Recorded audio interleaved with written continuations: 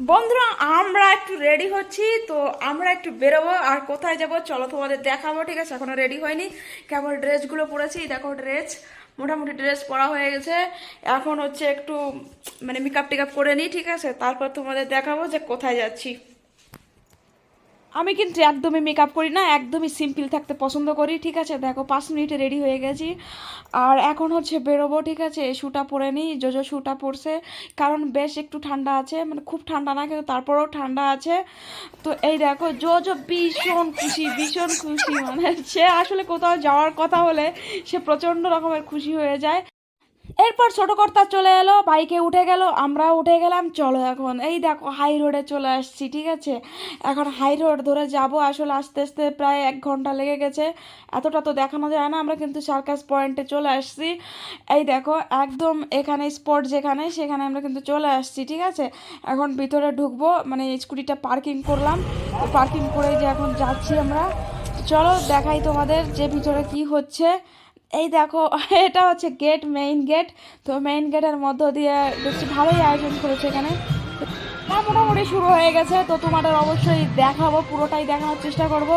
আর পুরো 2 ঘন্টা ধরে তো দেখানো সম্ভব না, কিন্তু তারপরেও যতটুকু মানে ভালো লাগে মেইন সবগুলোই দেখাবো। আর লাস্টে প্রচুর মজা আছে, অনেক অনেক গেম আছে, ঠিক আছে? তোমরা দেখো ব্যাস, আর এনজয় করতে থাকো আর আমিও দেখতে থাকি। চলো।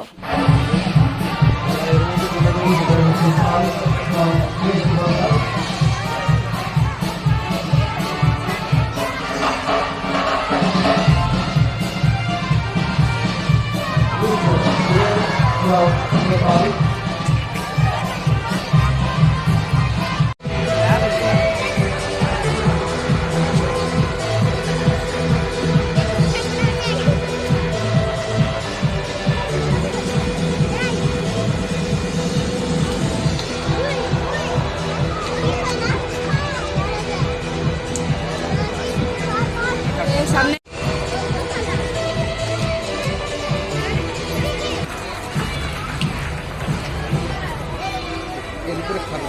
না দাঁড়ানো লাগবে না, ঠিক আছে।